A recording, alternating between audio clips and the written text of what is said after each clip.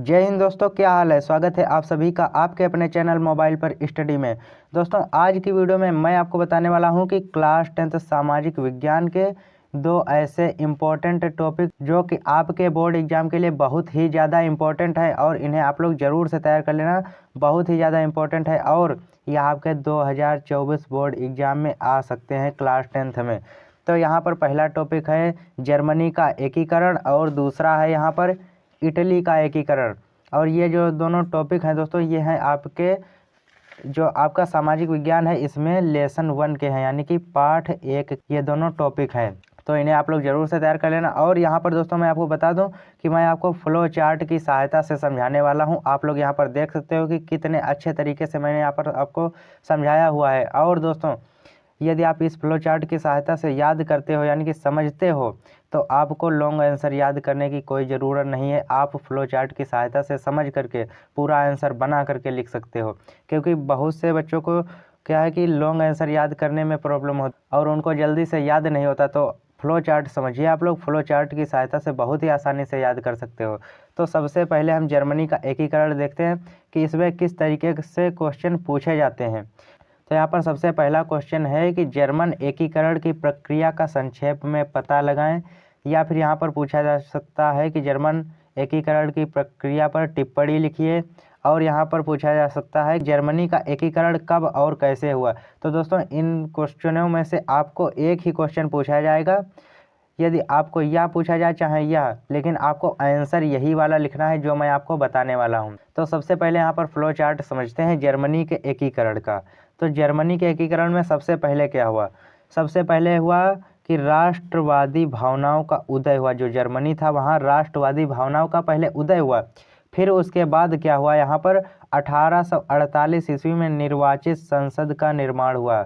1848 में निर्वाचित संसद का निर्माण हुआ और उसके बाद राजशाही और फौज द्वारा दमन हुआ। और उसके बाद प्रसा का समर्थन, यानी कि जब प्रसा का समर्थन हुआ तो इसमें तीन प्रकार के लोगों ने इसमें समर्थन किया। सेना और नौकरशाही ने इसमें समर्थन किया। ऑटो वन बिस्मार्क ने भी समर्थन किया, जो कि जर्मनी के एकीकरण में एक महत्वपूर्ण भूमिका निभाते हैं, ऑटो वन बिस्मार्क। और यहाँ पर बड़े भूस्वामियों ने भी अपना समर्थन किया, यानी कि प्रसा के समर्थन में। जब इन तीनों ने समर्थन किया तब 3 युद्ध हुए। 3 युद्ध कौन कौन से हुए, ऑस्ट्रिया, डेनमार्क और फ्रांस, ये 3 युद्ध हुए। और ये तीनों युद्ध ये लोग जीत गए थे। जो प्रसा का समर्थन था, ये जो 3 युद्ध हुए थे ये लोग तीनों युद्ध जीत गए थे। फिर उसके बाद एकीकरण हो गया और एकीकरण के बाद 18 जनवरी 1871 ईस्वी में वर्साय के ठंडे शीत महल में काइजर विलियम प्रथम को सम्राट घोषित किया गया। यानी कि यहाँ पर समझ सकते हैं कि वर्साय के ठंडे शीत महल, यानी कि जो कांच का महल होता था, वह कांच के ठंडे शीत महल में जो काइजर विलियम प्रथम था उसे जर्मनी का सम्राट घोषित कर दिया गया। कब घोषित किया गया, 18 जनवरी 1871 ईस्वी में। तो दोस्तों यह फ्लो चार्ट आपको लिए बहुत ही इंपॉर्टेंट है, स्क्रीनशॉट ले सकते हैं आप इसका। तो इसे भी आप लोग ज़रूर से तैयार कर लेना। अब इसका हम आंसर समझते हैं विधिवत की किस तरीके से हमें एग्जाम में लिखना है। सबसे पहले आंसर इसका देखते हैं यहाँ पर कि राष्ट्रवादी भावनाएं मध्यवर्गीय जर्मन लोगों में काफ़ी व्याप्त थीं। उन्होंने 1848 में जर्मन महासंघ के विभिन्न इलाकों को जोड़कर एक निर्वाचित संसद द्वारा शासित राष्ट्र राज्य बनाने का प्रयास किया गया था। राजशाही और फौज की ताकत ने मिलकर दबा दिया। जो यहाँ पर एक निर्वाचित संसद द्वारा शासित राष्ट्र बनाने का प्रयास किया गया था, उसे राजशाही और फौज की ताकत ने मिलकर दबा दिया यहाँ पर। उसके बाद क्या हुआ, उसके बाद प्रसा ने राष्ट्रीय एकीकरण के आंदोलन का नेतृत्व संभाल लिया। उसका मुख्य मंत्री ऑटो वन बिस्मार्क इस प्रक्रिया का जनक था, जिसने प्रसा की सेना और नौकरशाही की मदद ली। तो यहाँ पर मदद ली। इसके बाद 7 वर्ष के दौरान ऑस्ट्रिया, डेनमार्क और फ्रांस के 3 युद्धों में प्रसा की जीत हुई और एकीकरण की प्रक्रिया पूरी हुई। तो यहाँ पर 3 युद्धों में प्रसा की जीत हुई और एकीकरण की प्रक्रिया पूरी हुई। यहाँ पर भी मैंने फ्लो चार्ट में बताया था, जो यहाँ 3 युद्ध हुए थे इसमें यहाँ पर आप लोग देख सकते हैं कि युद्धों में प्रशा की जीत हुई, जो यह प्रशा का समर्थन था यहाँ पर, इसकी जीत हुई इन 3 युद्धों में। और एकीकरण की प्रक्रिया पूरी हो गई। इसके बाद एकीकरण की प्रक्रिया पूरी हुई, इसके बाद क्या है यहाँ पर, जनवरी 1871 में हुए एक समारोह में प्रशा के राजा विलियम प्रथम को जर्मनी का सम्राट घोषित किया गया। जो प्रशा के राजा विलियम प्रथम थे उनको जर्मनी का सम्राट घोषित कर दिया गया। और इसके बाद है 1871 में जर्मनी का एकीकरण हुआ।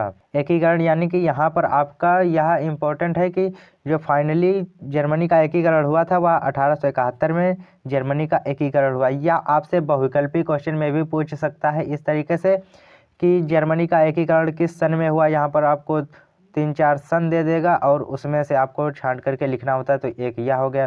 तो इसी तरीके से बहुविकल्पी में भी पूछ सकता है। तो यहाँ पर हमारा जो जर्मनी का एकीकरण है वह कंप्लीट हो गया है। इसके बाद देखते हैं हम लोग इटली का एकीकरण। तो इटली का एकीकरण यहाँ पर है प्रश्न नंबर 2। प्रश्न नंबर 2 है यहाँ पर कि इटली के एकीकरण पर प्रकाश डालिए, और अथवा में दिया है कि इटली के एकीकरण में महत्वपूर्ण भूमिका निभाने वाले 3 नेताओं के नाम लिखिए। अब यहाँ पर दोस्तों मैं आपको बता दूं, इटली का एकीकरण है यह 2 तरीके से पूछा जा सकता है। एक यह क्वेश्चन भी आपसे पूछा जा सकता है और एक यह क्वेश्चन भी आपसे पूछा जा सकता है, लेकिन आपको आंसर यही वाला लिखना है जो मैं आपको बताने वाला हूँ। तो यहाँ पर आंसर में देखिए क्या है, तो उत्तर है यहाँ पर 19वीं शताब्दी में इटली के एकीकरण की प्रक्रिया प्रारंभ हुई, जो निम्न प्रकार थी। अब किस प्रकार में थी वो हम पॉइंट वाइज समझते हैं, 1 2 3 पॉइंट करके यहाँ पर समझते हैं। तो यहाँ पर पहला पॉइंट है वो है, इस समय इटली अनेक वंशानुगत राज्यों व बहुराष्ट्रीय हैब्सबर्ग साम्राज्य में बिखरा हुआ था। जो इटली था वह अनेक वंशानुगत राज्यों व बहुराष्ट्रीय हैब्सबर्ग साम्राज्य में बिखरा हुआ था। अब इसके बाद यहाँ पर दूसरा पॉइंट है कि 1830 के दशक में ज्यूसेप्पे मैत्सिनी ने इटली को एकीकृत करने के लिए सबसे ज़्यादा प्रयास किया था। किसने सबसे ज़्यादा प्रयास किया था? ज्यूसेप्पे मैत्सिनी। यहाँ पर यह नाम ध्यान रखना, ज्यूसेप्पे मैत्सिनी ने इटली को एकीकृत करने के लिए सबसे ज़्यादा प्रयास किया था और उसने यंग इटली नामक गुप्त संगठन स्थापित किया था। अब इसके बाद है पॉइंट नंबर 3 कि सार्डिनिया पीडमांट के प्रधानमंत्री कावूर ने इटली के राज्यों को संगठित करने के लिए प्रारंभ हुए आंदोलन को नेतृत्व प्रदान किया और फ्रांस व सार्डिनिया पीडमांट के बीच एक कूटनीतिक संधि की।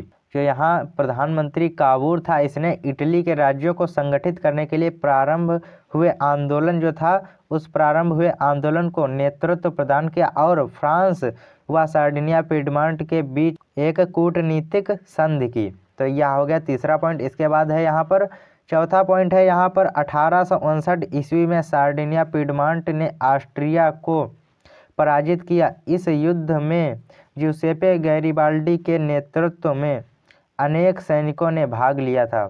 जो 1859 ईस्वी में सार्डिनिया पीडमांट ने ऑस्ट्रिया को पराजित किया था जब, तो इस युद्ध में ज्यूसेप्पे गैरिबाल्डी के नेतृत्व में यानी कि इनके समर्थन में अनेक सैनिकों ने भाग लिया था। इसके बाद लास्ट पॉइंट है हमारा पांचवा पॉइंट यहाँ पर कि 1861 ईस्वी में विक्टर एमेनुएल द्वितीय को एकीकृत इटली का राजा घोषित किया गया और 1870 ईस्वी में यह एकीकरण पूर्ण हुआ। जो दोस्तों यहाँ पर इम्पोर्टेंट है कि 1861 जो था ईस्वी में विक्टर एमेनुएल द्वितीय, यह राजा मतलब कि द्वितीय को एकीकृत इटली का राजा घोषित कर दिया गया। किसे? विक्टर एमेनुएल द्वितीय को, यह नाम आप ध्यान रखना। और इसके बाद है 1870 ईस्वी में यह एकीकरण पूर्ण हो गया। तो इसी तरीके से आप इटली का एकीकरण और जर्मनी का एकीकरण दोनों अच्छे से तैयार कर लेना। इसमें से कोई भी आपके बोर्ड एग्जाम में पूछा जा सकता है, क्योंकि बहुत ही ज़्यादा इम्पोर्टेंट टॉपिक हैं यह दोनों, तो इन्हें आप लोग ज़रूर से तैयार कर लेना। और जो मैंने फ्लो चार्ट बताया है जर्मनी के एकीकरण का, इसे भी आप लोग ज़रूर से तैयार कर लेना। बहुत ही इंपॉर्टेंट फ्लो चार्ट है, इसकी सहायता से आप बहुत ही अच्छे से जर्मनी का एकीकरण याद कर सकते हो। तो दोस्तों यही था इटली और जर्मनी का एकीकरण। तो आई होप कि आपको अच्छे से समझ में आ गए होंगे ये दोनों टॉपिक। तो वीडियो अच्छी लगी तो वीडियो को लाइक कर देना और चैनल पर यदि नए हैं तो चैनल को भी प्लीज़ सब्सक्राइब जरूर से कर लेना, शेयर कर देना अपने फ्रेंड के साथ, ताकि वे भी इस तरीके के इम्पोर्टेंट टॉपिक को अच्छे से तैयार कर सकें और अपने बोर्ड परीक्षा में अच्छे अंक प्राप्त कर सकें। तो वीडियो को शेयर जरूर करना। तो चलिए मिलते हैं आपसे और किसी नेक्स्ट वीडियो में, तब तक के लिए जय हिंद जय भारत।